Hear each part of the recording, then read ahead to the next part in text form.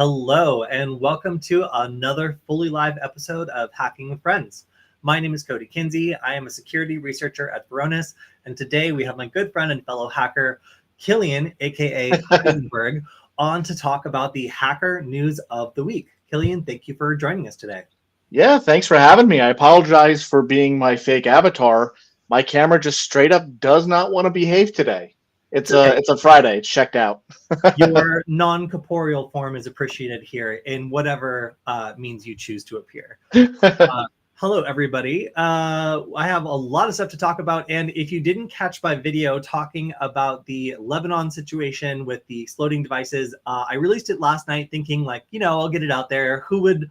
Who wants to talk about this at this point? Well, it turns out 3,000 people. It is the best performing video of the entire week. So if you want to see my take on the situation, you can check that out there. In summary, it is a pretty brilliant supply chain attack in which licensing was taken advantage of, where if you've got the cash, you can go to a lot of companies who no longer make certain version of their products and just buy the files and the rights basically to produce that yourselves. This is an ongoing situation. Like there's still a lot of details that are coming out, but as somebody who does electronics manufacturing and knows a little bit about the supply chain, it was pretty remarkable that somebody could penetrate so deeply into this opaque supply chain and really make the worst case scenario play out.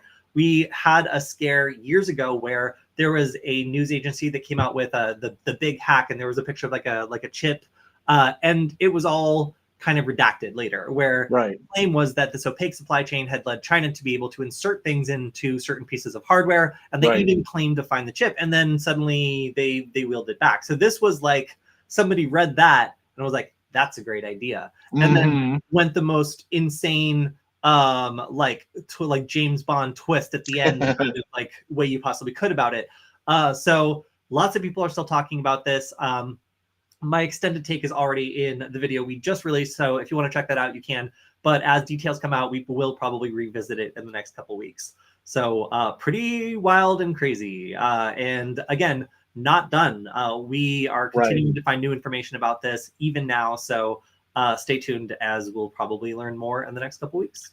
Oh yeah, I'm gonna have to check out that myself to see your take on it too. But I can't get enough of this story.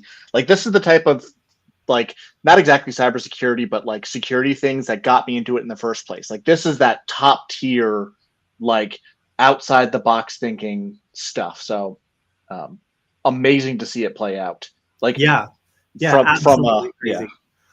All right, so I also want to talk a little bit about hacking tools. And we've been talking about Meshtastic and all the different devices you can use. I wanted to highlight my new device cam, which uses this horrible light that I haven't been able to really get to work very well. Let's see. All right, so if I want to show off something now, I can use this second camera. Whoa. And this is device that I picked up fairly recently. It's a Lily T-Beam, Lily Go T-Beam, and it's using a very cool and very hard to show e-ink display. Can I turn it on? All right, so it's a little difficult to see on the camera, especially with the glare and such, but it's cool. Okay, now you can kind of see it. It's cool in that it's very easy to have a low power. Oh my gosh, it's so hard to keep on. It's easy to get like a low power device to use a e-ink display, because even when the power gets cut, it continues to display the last message that was on it. So in this case, it's giving positional information, hopefully not my exact location.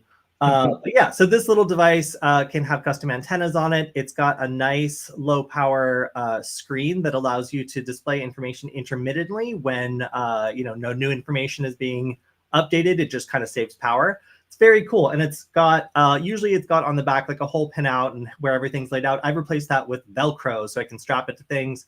But I got about 20 miles of range site to site with this, just in some experiments out here. So that was pretty remarkable. I was pretty impressed by this. This is the high end of the types of devices we've been exploring on the show, where we started out with like the $15, $16 Meshtastic boards, and this is all the way at the top of the range. So you can find these on AliExpress for like $80. But what I think is cool is they have built-in GPS, and the high-end ones also have built-in temperature, pressure, and humidity sensors. So this is kind of a standalone temperature weather monitor node, And if you were to connect this to like a regular power supply or like a solar panel, something like that, then you could just have this operate indefinitely, sending temperature node information. So it's cool for a built-in little weather station that you can 3D print something around. I found this to be very handy. And of course, there's lots of overflow when it comes to radio people looking to turn these into evil C2 servers and all sorts of security things. So I thought that was pretty neat. Just showing off some of the various designs that are involved in Meshtastic nodes. So that's, again, probably the highest end node that I've used, and I'm about to attach it to a massive 915 megahertz antenna. So yeah, I'll let you guys know what the final range on that is, but this is probably going to be my most successful and long range Meshtastic experiment. So if you have ideas for cybersecurity related experiments, whether it's Meshtastic, denial of service attacks, or other sorts of like malicious things you could do against Meshtastic nodes, geolocation, strapping this to a drone, I'm interested in everything. Let me know. I'm looking for cool episodes to do now that it looks like we might get some new fresh Nullbyte episodes. That's awesome. So, all right, we've got a lot of news this week, and some of it is cloud security stuff, and some of it is news that's broken, and some of it is also sent in by fans. So I think I want to do the fan sent in stuff too, because James is my favorite. Frankly, I'm sorry. If I had to pick a favorite, it's James, because he always sends me great stuff. So, all right, he says, this one's worth sharing. Obviously, none of the people that watch Security Forward would fall for this, but I think all of our parents and grandparents would. And this video was awesome. It's probably my favorite video I've seen all week. So I really like John Hammond. His videos are generally amazing, and the pace that he talks at is like exactly the pace I think at. So I can't really watch him too much sped up because it's too much even for me. So I really like these videos. But I'm gonna mute this and keep it on closed caption just so we don't have too much going on. But the idea here is that am I speeding it up? He looks kind of fast. Oh yeah, it's double. Okay. So the idea here is that CAPTCHAs can be evil and can make you run malware. And Killian, did you get a chance to check this video out? I only was able to see the first few minutes of it talking about the multiple redirects. So I don't know what the payoff is. Yeah, so he, did the research behind like finding out exactly, what this looked like, and the end result was this CAPTCHA that says like verify you're human. And in order to verify you're human, you're always asked to do some random task, right? And that task keeps changing. Like, how many times have you encountered a new CAPTCHA? So in this case, they took advantage of that by making it so that in order to prove you're human, you have to do key combinations. Now, if you're a cybersecurity person, you're probably like, well, that's not a good idea, because you can very easily trick people into key combinations that are maybe not great. But what is the minimum amount of key combinations you could use to hack someone's computer if they were to just follow, let's say, 3 steps on a website? Well, somebody figured that out. And Killian, I'm curious, what do you think the trick here is, where a couple key combos could infect your computer? Oh man. I'm trying to think like something that's got to open up a terminal maybe, or but then like how do you connect to something, or unless you kick something off to start like listening. Oh, what would it be? I don't know. See now. Yeah, it's really hard, right? Yeah. So, like without a payload or something like ready to go, it seems like really difficult. Well, they've solved that problem. And John goes on to show exactly how that works. So what they do is in order to do verification, you have to press the Windows button plus R, then Control V, and then enter. So that means that they are prompting the clipboard with information. They basically made it. Populated the clipboard with information that's going to be a malicious script. So they've taken advantage of the fact that you can make a website basically load the clipboard with information. So imagine that like, you automatically store something to your clipboard in order to paste it somewhere else when you generate a sharing link. That's really common. They abuse this to make it so that this CAPTCHA proposes information to your clipboard. You automatically copy it because that's it, it's trusted. And then all it asks you to do is open a run box, paste, and press enter. And if you were just to run those 3 things quickly and not see what you're doing, you would probably infect yourself. Incredible. incredible. The cleverness of people surprises me every day. That's pretty good. So then John goes on to actually like open up a virtual Windows box, and he decides to just let this sucker run. So everything's fine. He's unzipping it. Everything's cool. We get like a Python installer. And then when he tries to run the Python installer, you get an error. But it doesn't actually error out. In the background, it starts doing all kinds of other stuff. And then as soon as it manages to do some downloads and modifications, guess what you get? Luma Stealer. Always. Ooh. It's always Luma Stealer. That's going to be the punchline for almost all of these this week, is just going to be Luma Stealer. So we talked about Luma Stealer before. It is one of those like almost like middleware for cybercrime, where it infects devices and then allows other hackers to pay to infect those infected devices with their own payloads. So whether you're a ransomware person, or if you've just got a script you want to just get out there for a botnet, this allows you to pay to do so. So it's probably the most popular thing to infect people with out there. And of course, these evil CAPTCHAs would be just trying to get people to install Luma Stealer. So that's probably my favorite attack of the week. I think it's pretty crazy to be able to use the fact that you can prompt a keyboard to, I guess on keyboard, clipboard to populate with a malicious script, and then just have the user open a run box and hit paste and enter.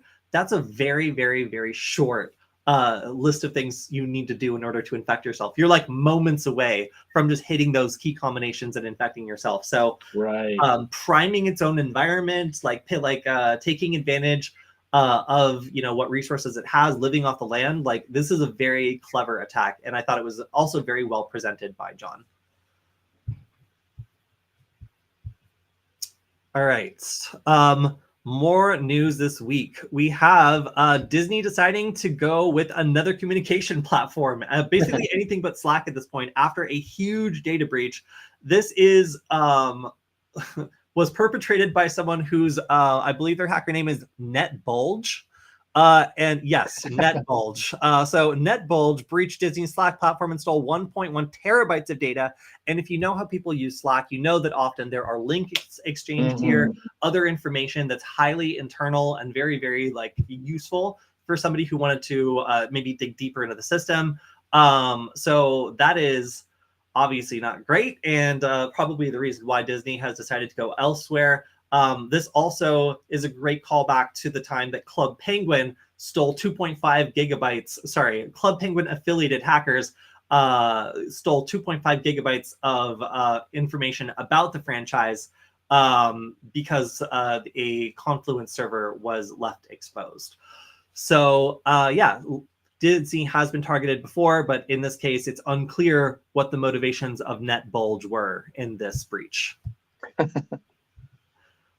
So Ukraine has banned Telegram on military and government devices over the threat of Russian access to those devices. So the same way that the United States has basically rooted out Kaspersky as something that we just don't use anymore, especially in government organizations, but really like at all of the United States now, it has been identified as a national security risk that Telegram devices could provide access to information on devices that they are installed on. And that is no longer a risk that the Ukrainian armed forces are willing to take.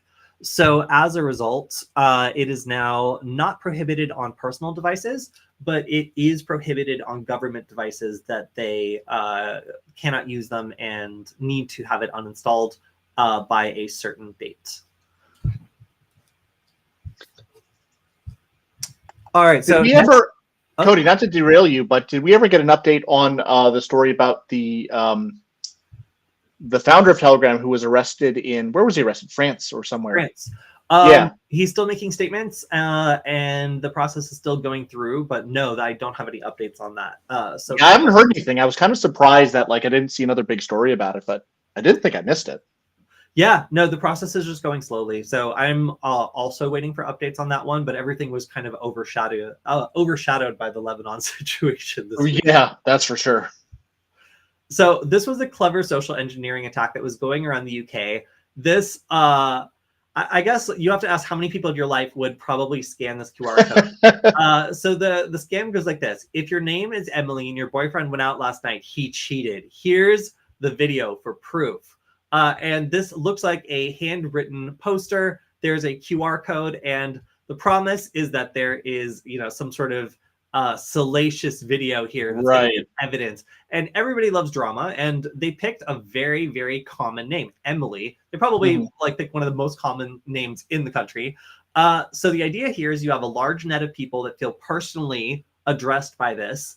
Maybe there's some latent paranoia, maybe they just want the tea, but either way, the drama of the situation is something that causes people to be interested in doing something they normally might not do. Sure. So the thought that you would maybe see this and think, I want to know what's going on here. Especially the fact that it tries to kind of look handwritten. It doesn't really, at least to me. Right. I think that there's a lot of people who would probably fall for this. And we've already covered a number of ways that QR codes can be malicious.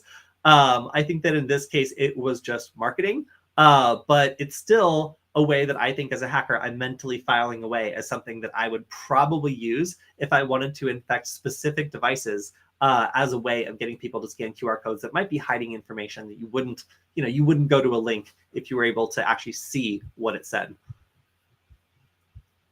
Yeah, pretty smart one. Cat is in the background. All right.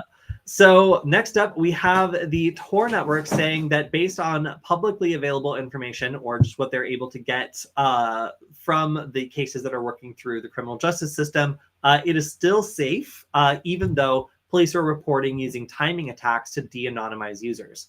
Now, these are cases from a while ago. I think it was 2016, something around then. So since then, Tor has been updated with nodes that are supposed to protect against these sort of timing attacks. But the idea here is if you are tracking Tor users or you're trying to track Tor users and you have control over a certain amount of nodes, you can analyze that traffic and basically detect when someone is using Tor and creates a relay or node.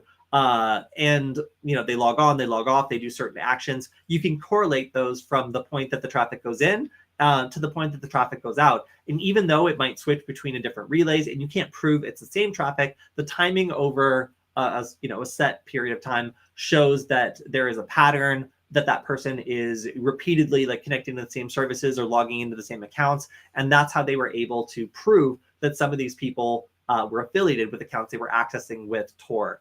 Now, there's always going to be the possibility of this attack. If too much of the network is controlled by an adversary, or if they're able to receive traffic and then correlate against when someone is using a service like Tor, then it becomes very difficult to hide. Timing attacks are definitely something that's difficult to protect against. There are services on Tor now that try to do this. However, it is still not perfect. So being aware of the modern surveillance techniques that can defeat anonymization services like Tor are really important. But at this moment, Tor is saying that they are frustrated that they are not getting better access to the methods police used to de-anonymize people using their service. Understandably, the police are not eager to share those methods. And because it is targeting older versions of Tor, and presumably those things have now been patched or fixed, the current investigative methods that are being disclosed in court are still protected against by Tor. Some people might suspect, however, that there are undisclosed techniques, and Tor is certainly kind of implying that by saying they're frustrated by not getting access to some of the court documents underlying how these investigations were run. Real quick before we move on, James Heller asks, what are some of the other ways that QR codes can be malicious? I know we talked about this last week. We had a story about that. Yeah, so in context, QR codes can be malicious in a number of ways. One of them is Wi-Fi. So for example, if I wanted to tag people that were in a specific area and prove that they had, let's say, entered a building, I could put a QR code that says something free Wi-Fi, or, scan this for something, whatever, just, your boyfriend cheated, whatever. And if somebody were to scan that QR code, it would attempt to join a Wi-Fi network that has a hidden flag. And that hidden flag would cause your phone to constantly beacon out the name of that network from now on. So if you were to then walk out of that building and try to lie to me that you'd been inside of it, I could say, well, the only possible way that your phone would be sending out the signal is if you had gone in there and scanned this QR code. So I know for a fact that you were in this particular place at this particular time. So as like a investigative technique, that's something that I can do. It also gives me the ability to take over your data connection. So now that Wi-Fi network is stored in your phone, I can create a fake version of it, or just any network that matches those credentials, and your device will automatically connect and let me do things in a man-in-the-middle attack. So that means I can prompt a download to make you potentially think that you're updating your device, but actually downloading malware. It means I can see what applications are on your device. I can send you phishing pages. There's a lot of bad things I can do. So QR codes encoding for Wi-Fi is probably my favorite example, but obviously we showed off an example a while ago of like beach parking payment systems having their QR codes like scraped off and replaced with new ones that led to poibyphone.com or some similar thing.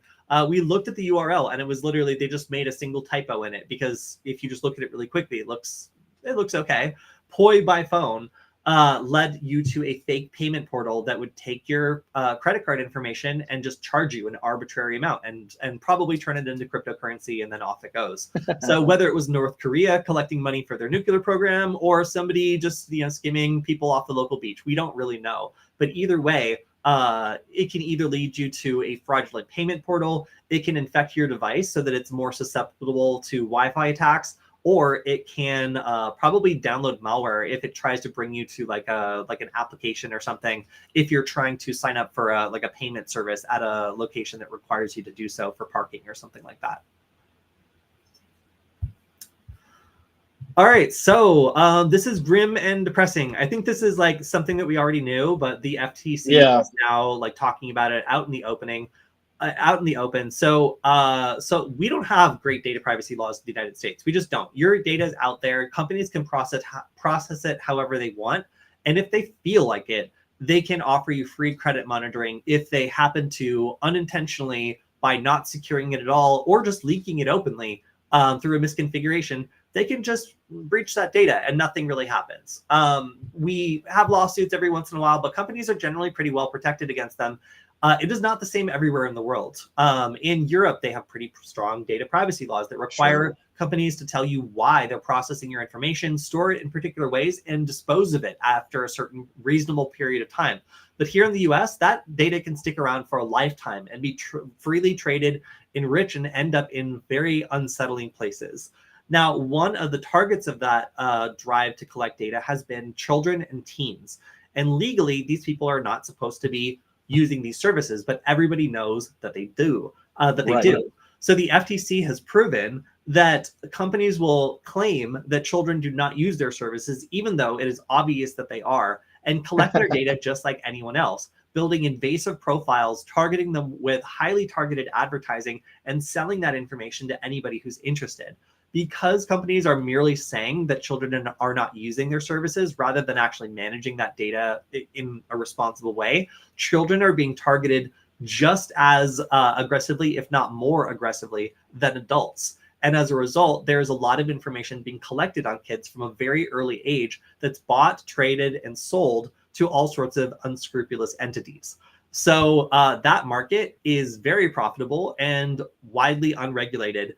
And as a result, companies are making so much money from this that it is endangering people's privacy, threatening their freedoms, and exposing them to a host of harms, from identity theft to stalking. So the results of this are pretty damning. It really shows that kids nowadays who are using online services are being spied on, basically, by those companies. And that information is not just staying inside the service to enrich it. Instead, it's being sold to advertisers. It's being sold to anybody who's basically interested in that data. So if you are concerned that information about underage people is being processed in ways that can stick around for a lifetime, it absolutely is, according to the FTC. So their only conclusion from this was calling on legislators to pass some sort of law to protect the data privacy of children and teens. Because there is a loophole here and companies are making so much money, there is little to no possibility that they will self-regulate these sorts of data collection activities. And as a result, really the only way we're going to see any sort of meaningful change to prevent kids from being stalked by either like actual literal stalkers or by these companies who are trying to influence them at an age where it's probably pretty easy to, there's going to be no change in the system because it just generates so much cash. All right, Grim, least favorite story of the week. Totally. All right, moving on. Google has been attempting to push people towards passwordless authentication using passkeys for a long time now, and they are finally automatically syncing this across devices. Now, that is because if you were to set up a passkey on one device and then lose that device or not have access to it, it really is a pain to try to log into some of these services. So to try to make it a little easier, they are automatically syncing these between devices so you can log in with a passkey that you set up on a different device. It's pretty much the long and short of the story. It's more convenient. It's pushing people towards passkeys. Obviously, with convenience comes a little bit of, security issues where maybe a logged in device causes a larger blast radius than it would have before. But I think the advantage is you're getting people to stop using passwords completely, which is a win. So Yeah. I still think that it's a better overall outcome. Yeah, no, it's a pretty good story. I'm pretty happy that they're putting the effort into to help people do it the right way. So coming back from our most grim story to a little bit of a better one. SAQ, when am I going to show us cyber weapons or some tools? I showed the LilyGo T-Beam earlier, but don't worry. We'll get into some more stuff as we get through the news today. The last one is going to be our cloud security segment, and it's actually research by the Varonis Threat Labs team. I don't know if you read that entire thing, because, Killian, it was very dense, and it took me reading it 3 times to fully understand it. But what they did was just crazy. Okay. So, yeah, I didn't get too deep into it. I got to read it again. Yeah, no, I don't blame you. All right, so next up, we have police dismantling a ring of phone unlockers. And in this case, it was directly responsible for 483,000 phones being stolen and unlocked. So let's say that you're a phone thief, right? You find a phone, you steal a phone, and then the person logs into their account and marks it as stolen. It gets locked down, and that phone becomes basically useless. There's nothing you can do with it. And this is something that's changed, right? Like back a while ago, you were able to just take a SIM card out of that phone, pop in a new one, and then that phone is now yours after a factory reset. And it was so lucrative that people were just stealing phones left and right, and companies were getting blamed for the results of these thefts. They were saying, listen, like, you have the ability to lock these phones down after they're stolen. Why are they still working? Why are people still able to like generate an income off of robbing people from their phones? Like, you could just shut down this whole industry with a couple changes.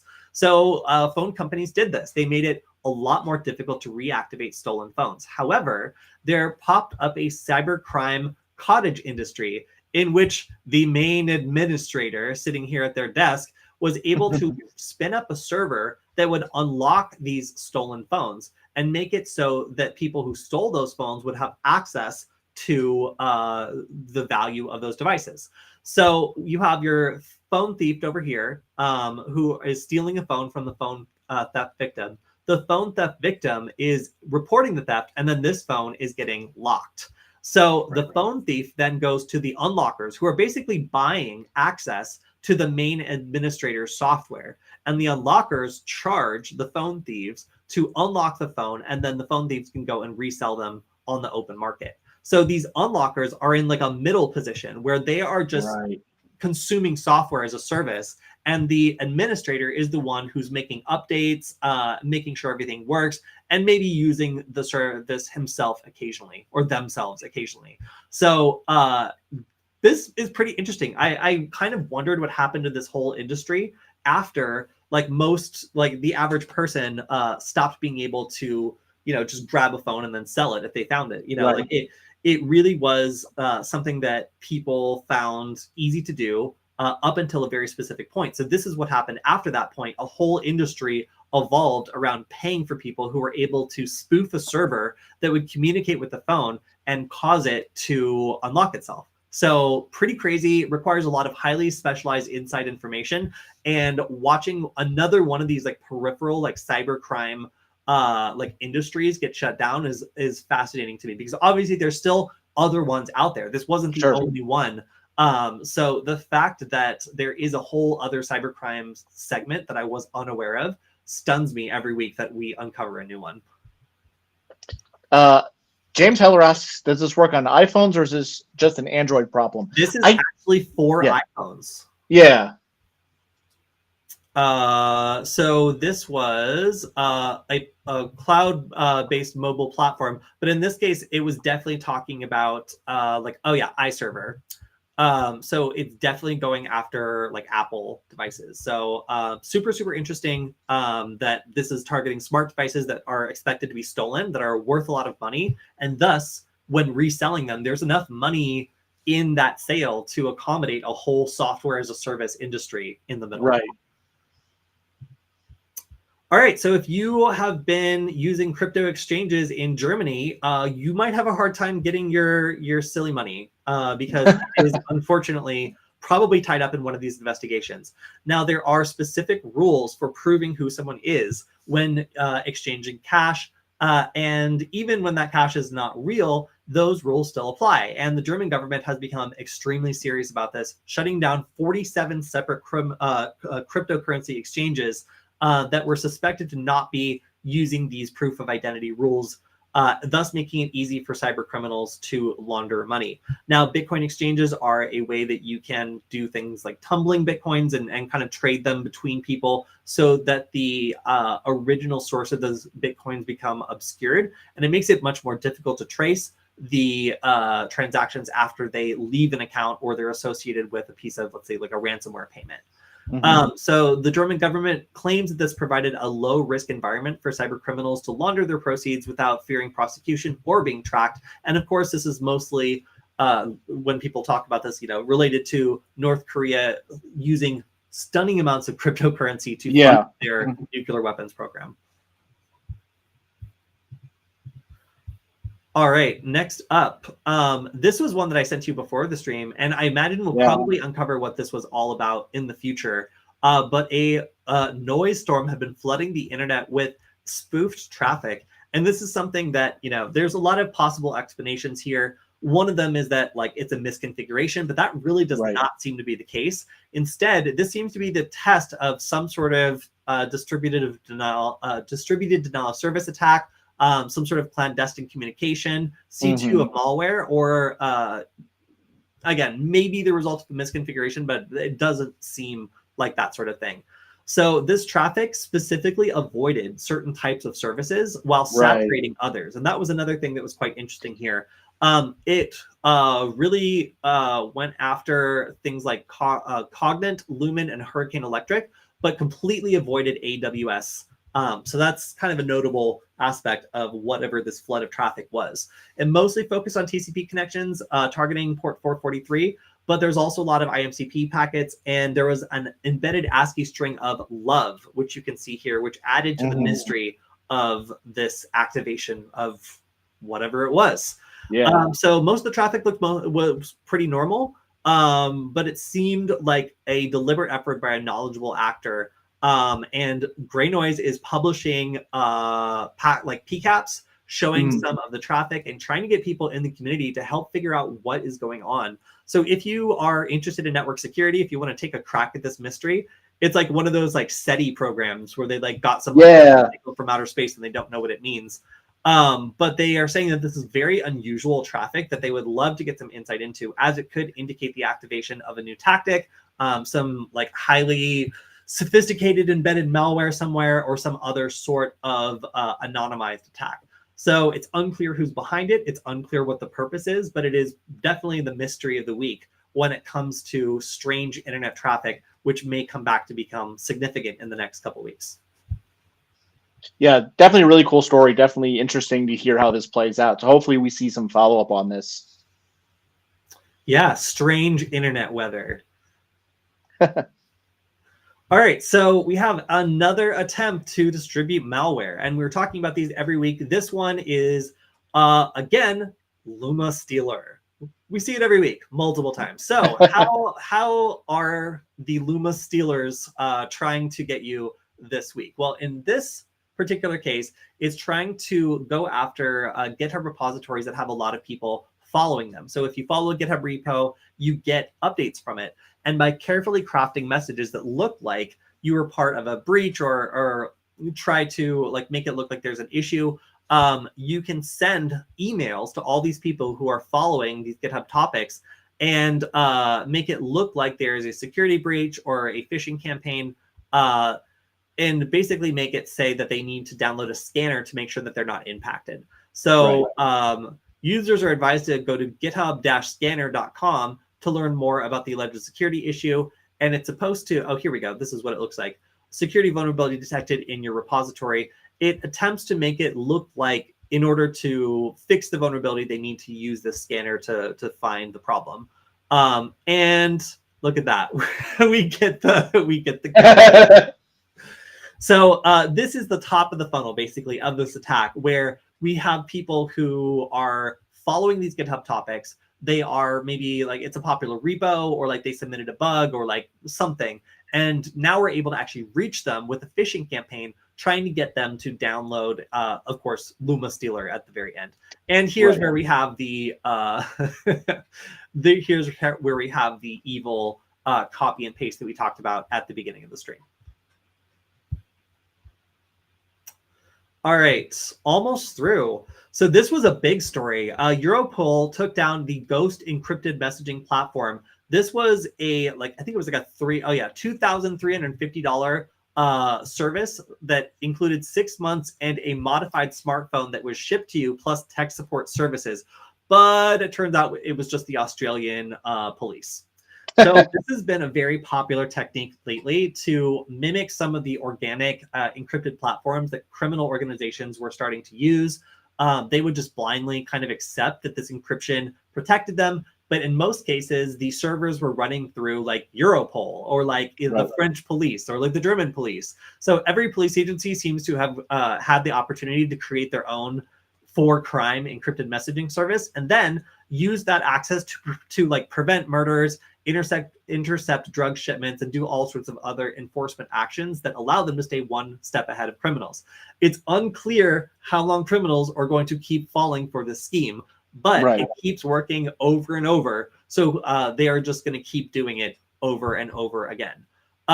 So this was led by Europol's Operation Task Force, and led to 51 arrests, 38 in Australia, 11 in Ireland, 1 in Canada, and 1 in Italy, but mostly obviously focused in Australia. But yeah, this is a picture of the phones themselves, but pretty successful branding, manufacturing, and customer support operation by the police. It must have been so annoying to have to do those customer support phone calls, getting them up and they're like, listen, I'm trying to send this like verification of murder, and like the photo's not going through, like I just keep getting the spinning, like what do I do? Like ridiculous. So again, like it's unclear how long criminals are going to keep falling for this, because this is like the third one of these that we've reported on in like as many years. So it just keeps working, and again, they'll probably keep doing it until people stop falling for it. You know what, Kody? That you gave me a good idea. Like maybe there's a sitcom in this, like criminal tech support. You know, like an office comedy. If anybody else here's a Hollywood producer or something, we're more than happy to come out and pitch this idea. All right, so I think this is the last story of the week before we get into our cloud segment. Is construction firms are being breached via their accounting software. So this was disclosed by Huntress Labs, and apparently a lot of these accounting pieces of software were exposed with open ports and weak passwords that allowed threat actors to gain access to the accounting information of many construction firms. So brute force attacks are highly effective against these, and apparently they were able to get up to 35,000 attempts on a single host in over an hour before they successfully guessed a password. These sorts of attacks, again, are generally what exposes the kind of information that are either shut down in ransomware attacks or threatened to be leaked in double exploitation attacks. So I'm not surprised that some alarm is being generated over accounting software of construction companies being left exposed. All right, so this week I was originally going to talk about like setting up your cloud environment, and I'm still going to do that on another day. But this time I wanted to highlight some very cool cloud security research by our own Varonis Threat Labs. Oh, this is cool. This is good stuff. Yes. So, all right, data theft in Salesforce, manipulating public links. So our cloud security lesson this week is going to be in active research. Now, we talked last week about some cloud security tools, or yeah, I think it was last week, about some cloud security tools, including Burp Suite and also OWASP, ZAP. So we were able to load up a page, intercept the traffic that was going through it, and then we were able to use some tools within that to manipulate the traffic. So we could either change the information we're sending, or we can use some of the built-in tools to kind of like fuzz data. So send a whole bunch of strings and see what the response back is. Now that becomes very useful. So imagine that I want to test out a service that's much bigger, much more public. I can use the exact same techniques to analyze the way that undocumented APIs work. So in this case, that is what our security team did. They discovered a vulnerability in Salesforce's public link feature that anybody could have exploited to start scraping data from internal files. This is truly crazy to me. All right, so how in cloud security are we able to dig around and pull information out of places that we're not supposed to? Well, we already went through some of the most basic stuff, which is misconfigurations in like our AWS environment, in our buckets, or other things that allow someone to access it when they shouldn't. But this is much more sophisticated than that, but it's not complicated.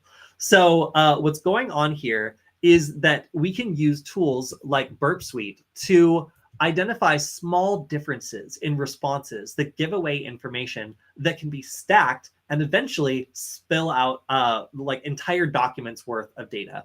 So this public link feature is what we're targeting today and what we're talking about. And this feature allows anybody who is using Salesforce to share links with the public. So let's say that, you've got a presentation, you're sharing it with people outside your organization. You would click on, share presentation, you would give that to them. And then using this exploit, they would be able to potentially scrape other information that you had not shared with them.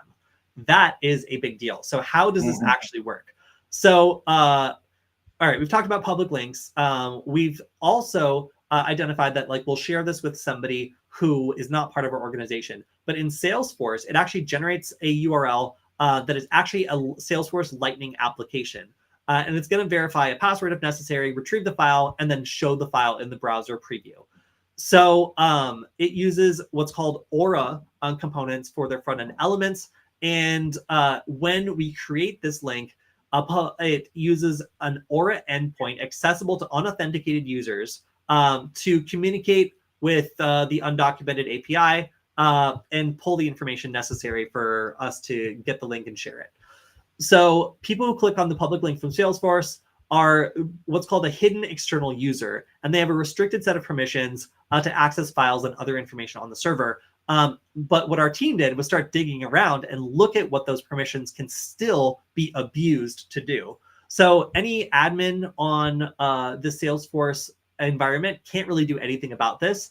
The permissions of the hidden external user are hidden and inaccessible. So there was no real remediation that could have been done against this attack. So when somebody tries to request information from a public link, the Lightning app requests the information using these parameters. And some of this, this looks like gibberish to me. I think because it's overlaid. Let me try to make that smaller. It still looks like gibberish. But anyway, it requests it with some parameters, the namespace, the controller class, and then the action. They're able to get the ID of the link record. Do we have an is internal view? I don't think that does anything. And then a DPT that's required if the link is protected using a password. In this case, there's no password because it's a public link, so that string is going to be empty. What our researchers started doing was poking around and seeing what methods they could access that were not documented. So they started querying and finding whether or not they could send requests that would generate different types of responses to these endpoints. And what they found, kind of on a high level, is that they could start to ask whether or not a file was there, or ask whether or not a field was there, and get a different response depending on if it was or wasn't. So, all right, we found now something where if I'm interested in the contents of a file or a directory, I can start poking around and get an indication of what is basically internal but not shared with me. So this is called like a blind attack. We're not able to actually extract the data, but we are able to get a yes/no response when sending a request. So in this case, our researchers using Burp Suite were able to modify the request that was being sent and analyze the result in an automated loop. So they were able to send character by character information to fill out fields they were retrieving from documents and other pieces of information that were not supposed to be shared. So they were able to use some of these queries that they, and sorry, this is extraordinarily long. They were able to use some of these queries, these SOQL queries, to examine the response back and character by character rebuild information and be like, is this the next character? Yes or no? And basically construct hidden documents and other information from the result of those responses. So blows my mind. Like, how do you retrieve a document letter by letter if it's left exposed in a way where you can't actually pull the document out of the system, but you can send a web request that looks different depending on whether or not you guess that character correctly? By using OWASP Zap or Burp Suite, you can actually do this. You can start poking around and seeing what you are and are not able to access, and then use a tiny misconfiguration that lets you see the difference between a correct guess and an incorrect guess to build out privileged or hidden data that's not supposed to be shared character by character. So shout out to our security team for being absolutely crazy for figuring this out and finding a vulnerability that impacted every single Salesforce organization that was using these public links. So if you're curious about how cloud research is conducted, again, in this case, like, they were able to start figuring out how an undocumented API works, start sending information or trying to send requests for information they weren't supposed to gain access to, and analyze the response in an automated way to guess information in those fields character by character to expose data on the other side. So that's what's called a blind attack. It's very interesting because a blind attack is considered kind of like low tier for a lot of cases, where in most cases you want to be able to extract information in its entirety. But in this case, being able to extract it character by character is the result of a blind attack, where you're sending information and then just analyzing in a kind of like binary fashion, yes or no, did I guess that correctly, the response. Truly incredible work by the Varonis Threat Labs team, and a stunning example of how, with a little bit of cloud security knowledge, you can start poking around a cloud environment and start finding misconfigurations or just business logic problems that are granting too much access to a potentially unauthenticated party. Now, in this case, the fact that it was anybody could access this API, anybody could make these queries, anybody could start pulling information out of this in a way that would not be detected and was not possible to be remediated by the administrator. That is a great example of how you can get started with cloud security by learning something like Burp Suite or OWASP, or I guess it's just Zap now, to intercept requests, modify them, send them back, and learn about a system that you're curious about learning. So yeah, that is the cloud security research of the week. I think it really neatly ties into some of the other cloud security fundamental topics we've talked about earlier. And if you want to see an example of this cloud security research in action, then check out this Varonis Threat Labs update, data theft in Salesforce, manipulating public links. Some of my favorite reading that I've done this week, it was like dense. I didn't understand where it was going. And then we got to the blind SQL or SOQL query, and I was like, oh, are you serious? Like, are you actually serious? Like, that's what you did? But I thought about it and I was like, that is such a clever attack. Like, I think it's a great inspiration for people who are looking for ways that they could take like a concept like just intercepting a web request and then take it to the absolute craziest level. So shout out to the Varonis Threat Labs team for always looking for clever and interesting attacks. In this case, one that affected all organizations using these external links. All right, and that is all the time we have for today, ending perfectly on the hour, of course. Wow. Do, because we're so well coordinated on this stream.